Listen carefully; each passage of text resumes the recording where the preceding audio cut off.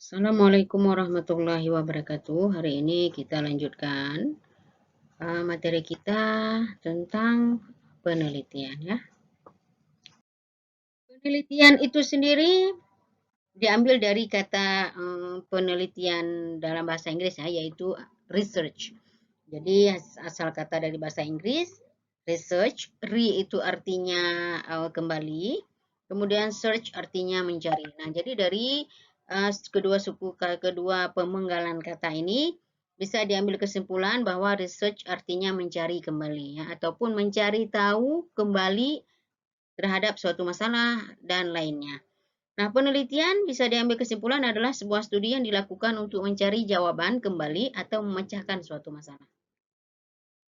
Penelitian itu sendiri secara umum bertujuan yang pertama untuk sebagai penemuan, ya, sebagai penemuan itu maksudnya adalah data penelitian yang didapat setelah penelitian itu adalah benar-benar baru dan belum pernah didapat sebelumnya, baik oleh peneliti sendiri ataupun oleh peneliti yang lainnya. Kemudian yang kedua sebagai pembuktian, jadi di mana data yang diperoleh itu digunakan untuk membuktikan terhadap keraguan-raguan akan suatu informasi ataupun pengetahuan yang ada. Jadi ingin tahu saja betul atau tidak misalnya. Yang ketiga berfungsi sebagai pengembangan, yaitu untuk memperdalam dan memperluas ilmu pengetahuan yang ada. Manfaat penelitian itu sendiri adalah yang pertama, dengan melakukan penelitian kita jadi paham permasalahan yang ada, yaitu memperjelas suatu masalah ataupun informasi yang kita tidak tahu sebelumnya. Yang kedua adalah untuk memecahkan masalah ataupun menyelesaikan masalah yang ada melalui penelitian. Dan selanjutnya adalah untuk mencegah ataupun mengantisipasi masalah. Jadi kita melalui penelitian ini kita berupaya agar tidak ada masalah lagi ke depannya. Nah, penelitian ilmiah itu sendiri adalah penelitian yang berdasarkan metode ilmiah yang dapat diukur dan dibuktikan secara rasional, logis, empiris, dan sistematis ya. Atau dengan kata lain, penelitian ilmiah tidak bisa dipisahkan daripada ilmu pengetahuan karena ingat kata-kata ilmiah itu sendiri berhubungan dengan ilmu. Jadi semua penelitian ilmiah itu harus berkaitan dengan ilmu. Jadi harus ada teorinya, metodenya harus jelas, kemudian dasar mau penelitian itu juga harus jelas secara keilmuan. Penelitian ilmiah bisa juga dikatakan sebagai alat untuk memproses sebuah ilmu pengetahuan.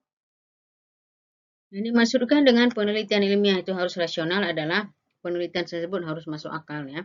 Jadi harus benar-benar bisa dilakukan, masuk akal dari segi waktunya, dari segi metodenya, kemudian dari segi sampelnya, populasinya, dan lainnya itu harus masuk akal. Kemudian yang selanjutnya juga yang dimaksud dengan rasional adalah penelitian itu harus logis dan dapat dijangkau oleh nalar manusia. Sedangkan yang dimaksud dengan empiris yaitu di mana teknik ataupun cara penelitiannya itu bisa diamati oleh panca indera manusia.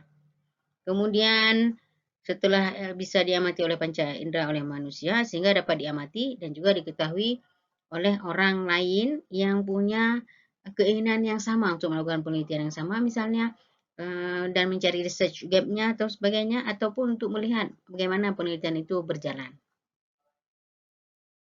Yang paling penting lagi harus sistematis ya. Jadi sistematis di sini proses ataupun tahapan penelitian itu dilakukan secara beraturan dan terstruktur dengan baik.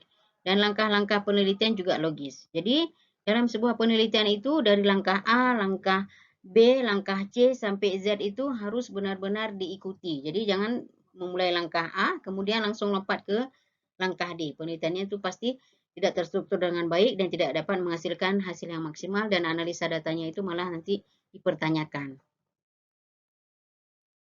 Tugas kita sebagai peneliti pada dasarnya yang pertama adalah mendeskripsikan tentang keadaan yang ada, ya, menggambarkan tentang keadaan yang ada, lalu menerangkan kondisi yang menyebabkan terjadi keadaan tersebut.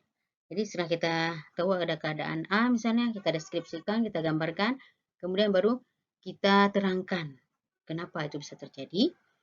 Kemudian mencari hukum-hukum ataupun pola serta teori mengenai hubungan antara kondisi dan peristiwa sampai bisa menyusun teori ilmiahnya apa.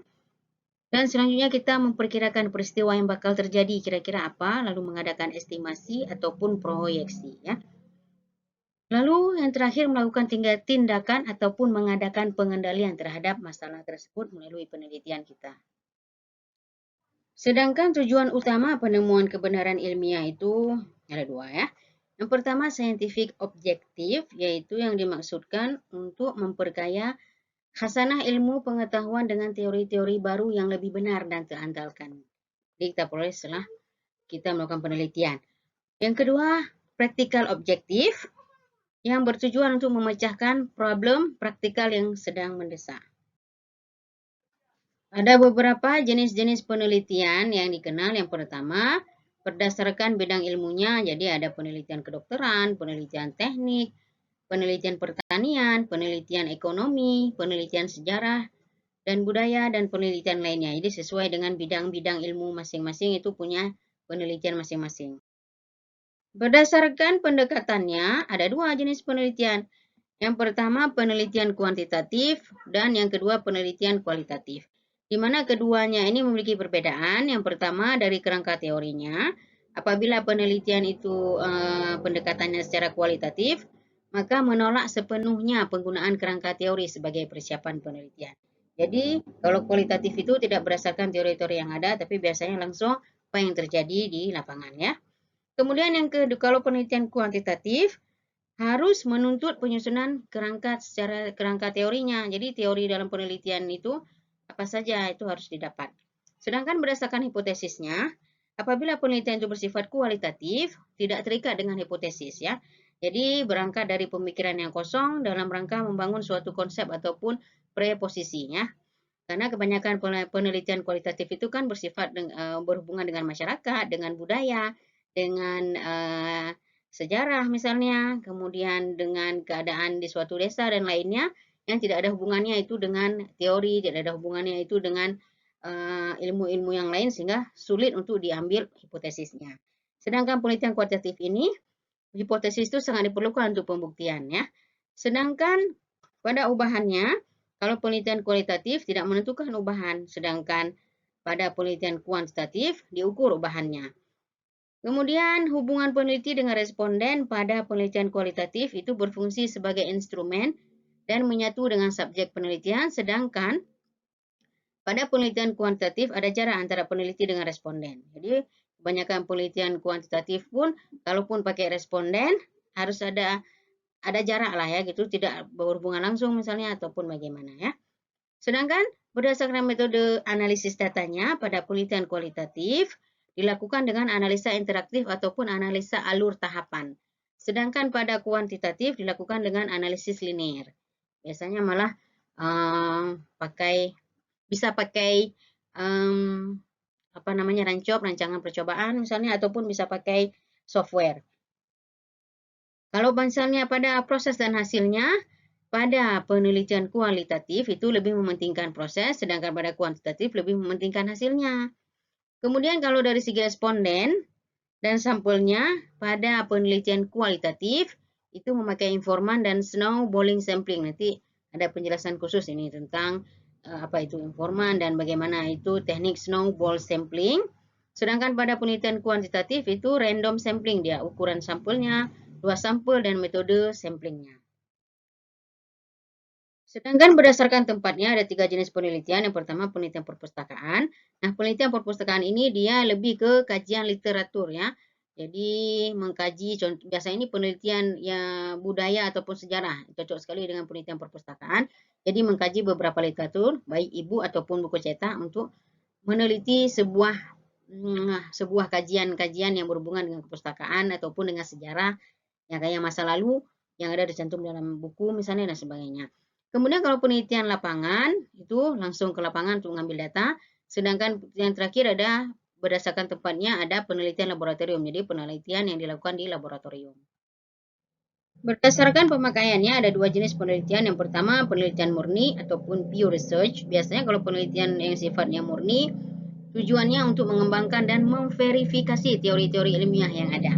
Yang kedua ada penelitian terapan ataupun applied research. Nah, kalau pada penelitian ini hasil yang didapatkan diterapkan sebagai upaya pemecahan suatu masalah. Berdasarkan tujuan umumnya ada 3 jenis penelitian. Penelitian eksploratif.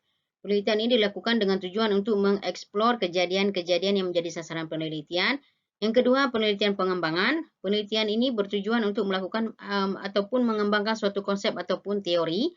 Yang ketiga, penelitian verifikatif ataupun penelitian yang bertujuan untuk membuktikan kebenaran suatu teori ataupun memverifikasi suatu masalah. Berdasarkan tarafnya ada dua penelitian. Pertama, penelitian deskriptif. Penelitian pada taraf deskriptif ini adalah mendeskripsikan variabel yang diteliti tanpa menganalisa kaitannya dengan variabel yang lainnya. Yang kedua, penelitian analitik. Penelitian analitik ini adalah kebalikan daripada penelitian deskriptif, di mana penelitian dilakukan tidak hanya mendeskripsikan variabel, namun juga menganalisa hubungannya dengan variabel yang lain.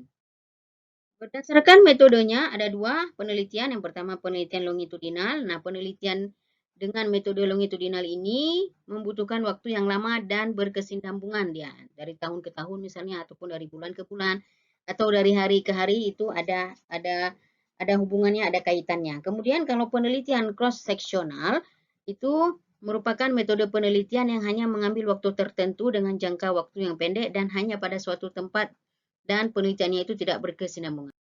Berdasarkan intervensi terhadap variabel ada dua jenis. Yang pertama penelitian eksperimen. Penelitian ini melakukan intervensi tertentu pada variabel yang ada. Kemudian yang kedua penelitian non-eksperimen tidak melakukan intervensi terhadap variabel yang ada. Baik, sekian saja materi kita hari ini. Kita lanjutkan minggu depan. Saya akhiri. Assalamualaikum warahmatullahi wabarakatuh.